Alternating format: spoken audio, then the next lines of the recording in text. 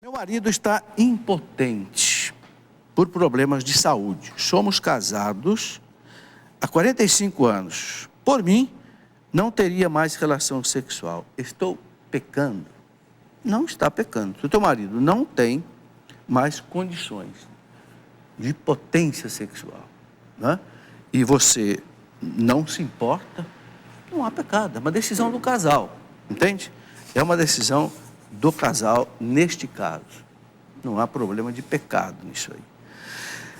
Uma outra pessoa que também pede para não ser identificada quer saber se o casal pode realizar a celebração do casamento fora da igreja, se o padre pode aceitar isso. Bom, isso depende, é um caso excepcional, porque o Código de Direito Canônico da igreja diz o seguinte, que o casamento, em princípio, deve ser celebrado na igreja matriz da paróquia, todos os casamentos. Essa é a norma. Agora, claro que toda norma tem as suas exceções, né? De repente o padre pode autorizar que você case numa outra igreja, etc.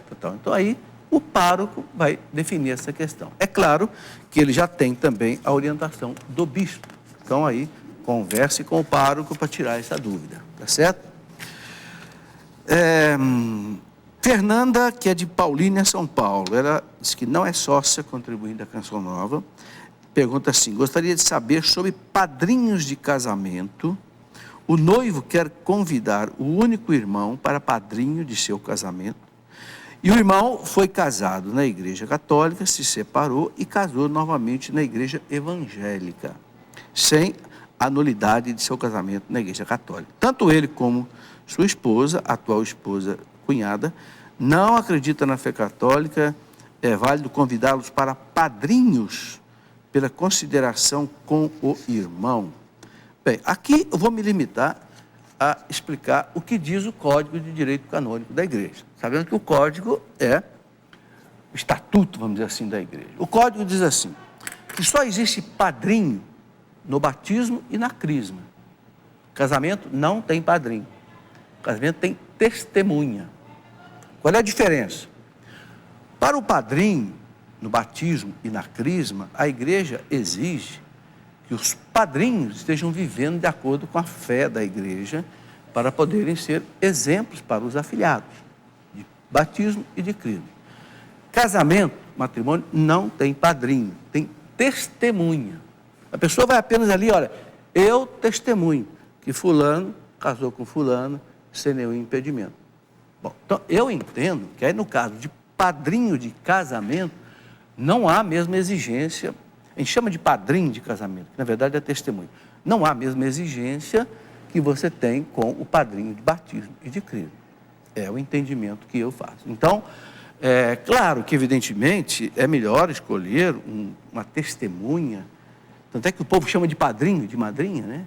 É melhor escolher uma pessoa que esteja vivendo segundo a fé católica, mas eu acho que não há impedimento legal de você ter testemunha que não comungue com a fé da igreja 100%. É o entendimento que eu tenho olhando o Código de Direito Canônico da igreja. João Rodrigo de Aracruz, no Espírito Santo. Dizem que todos os santos estão no céu. Dizem não, a igreja que diz, os santos estão no céu. É um dogma de fé. O Papa Benedito XII proclamou como dogma de fé. Dogma. Aquele que morre sem nenhum pecado vai diretamente para a visão beatífica de Deus. Então é a igreja que garante. Na Bíblia diz que ninguém subiu ao céu senão aquele que dele desceu, Jesus Cristo. Explique isso. Simplesmente o seguinte, ninguém subiu ao céu antes de Jesus. Por quê? O céu estava fechado por causa do pecado. As portas do céu se abriram com a morte, ressurreição e ascensão de Jesus ao céu. Jesus abriu então o céu. A partir da entrada de Jesus no céu, os santos podem também entrar no céu. Ninguém entrou no céu antes de Jesus. É a explicação que a igreja dá para esse problema aqui. Maria Cruz, de São Paulo. ela diz que é sócia, contribui pelo boleto bancário, e ela diz assim: por que o padre parte a hóstia na missa? Quando o padre vai rezar o Cordeiro de Deus, né, e tirar os pecados, normalmente o padre, nesse momento, parte a hóstia. Qual é esse significado? É a partilha do pão, né? É o Cristo que é distribuído para toda a igreja. Então, o Cristo que está ali, na mão do sacerdote consagrado, ele é enviado, inclusive, antigamente, e hoje também, enviado aos doentes que não podem vir à missa. Então, esse partir o pão, tanto é que a missa, antigamente, tinha esse nome, fração do pão. Né? A gente olha nos Atos dos Apóstolos, não usava a palavra missa, usava a fração do pão. A fração quer dizer a quebra, né, do pão, para todos partilharem, ok? Então, este é o sentido de partir a hóstia. Anderson, de São Paulo, capital, sócio pelo débito automático. Sócio pelo débito automático é aquele que tem uma conta bancária, então ele autoriza o banco a debitar para a Canção Nova todo mês uma determinada quantia, ok? É a melhor maneira, a maneira mais fácil de você fazer a sua contribuição.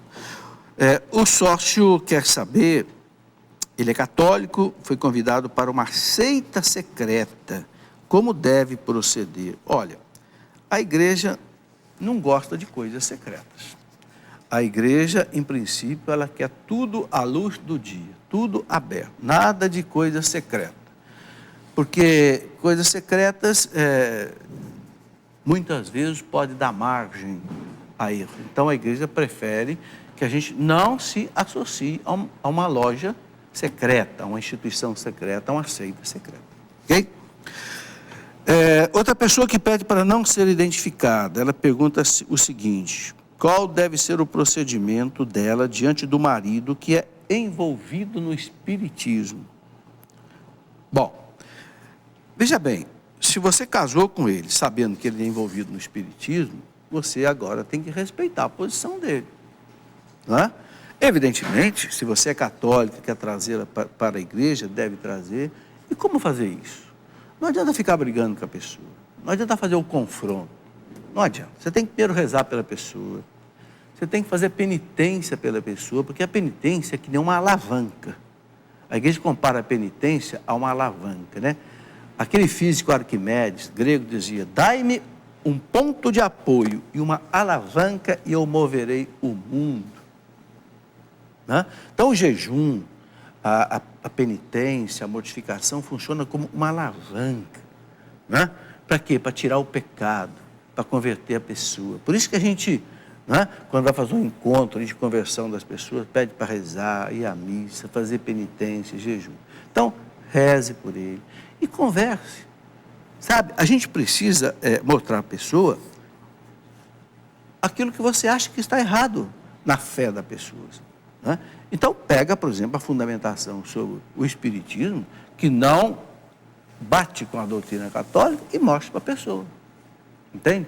Então, mostra, por exemplo, no espiritismo você acredita que é salvo pelas sucessivas reencarnações. Para nós, não. Para nós somos salvos porque o Cristo morreu na cruz, pagou diante de Deus os meus pecados, e agora eu tenho, então, a justificação diante de Deus. Então, é completamente diferente. Por isso que uma coisa é incompatível com a outra. Então, tem que explicar, tem que conversar, dar quem sabe, um bom livro para a pessoa ler. Né? A única coisa que não resolve, gente, é a briga. São Francisco de Sales, doutor da igreja, dizia assim: o que você não conseguir por amor, não tente de outro jeito, que não vai dar certo. Se você não conseguir por amor, não tente fazer pela briga, que não vai dar certo. Ok? Rafaela, de Macaé, no Rio de Janeiro, pergunta o seguinte: por que a igreja não aceita os casais de segunda união no batismo para padrinhos? Bom, já expliquei isso. Porque o Código de Direito Canônico diz que o padrinho tem que ser alguém que esteja vivendo de acordo com a fé da igreja, para ele poder ser modelo para o afilhado. Entende? Então, uma pessoa que está em segunda união não está vivendo exatamente como A fé católica manda. Então a igreja pede que essa pessoa não seja padrinho do batismo. Isso está no Código de Direito Canônico da igreja, ok? Não estou inventando nada. Ricardo Costa, de João Pessoa, na Paraíba, ele pergunta o seguinte: o que a comunidade Canção Nova acha de um padre que nega a confissão e acha que somente matar é pecado? É certo isso? Meu Deus, só matar é pecado? Quer dizer que roubar não é pecado, adultério não é pecado? Eu não sei, acho difícil um padre dizer um negócio desse, né? E um padre que nega a confissão, não sei. Ela está perguntando o que a Canção Nova acha disso. Eu não posso falar em nome da Canção Nova. Eu falo no meu nome.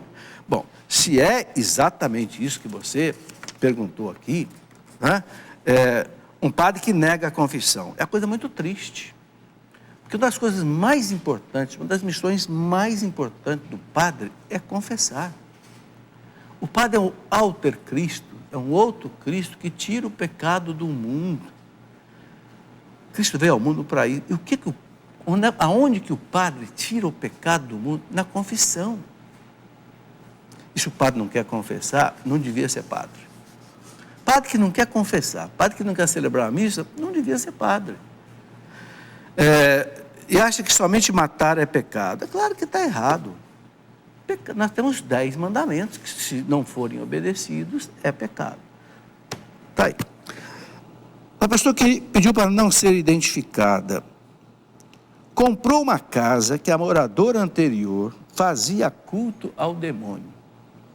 Seu filho sonhou 2 vezes com uma pessoa escalando as paredes. E a atual proprietária caiu 2 tombos dentro de um mês. Está feio, né?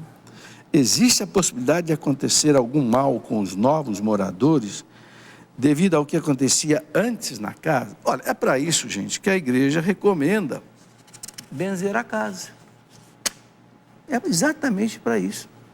Se você chamar um padre, um diácono, fizer a bênção da casa, aspergir a casa com água benta, se o demônio estiver ali, ele vai vazar. Então, é para isso.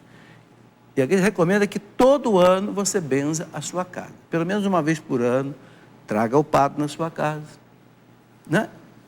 E manda benzer a casa. Porque, sabe, gente, tem muitos problemas de fundo espiritual que a gente não percebe. Falsas enfermidades.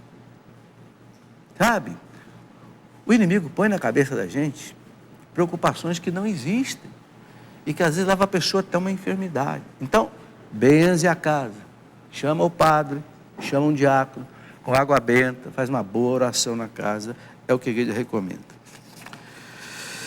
Adilson de Maringá: o que fazer com imagens que ganhamos e que não desejamos mais ter? O Adilson, normalmente as imagens que a pessoa não quer mais, são as imagens que ficaram velhas, quebraram, tal. Então é o seguinte, a imagem é um objeto que foi bento.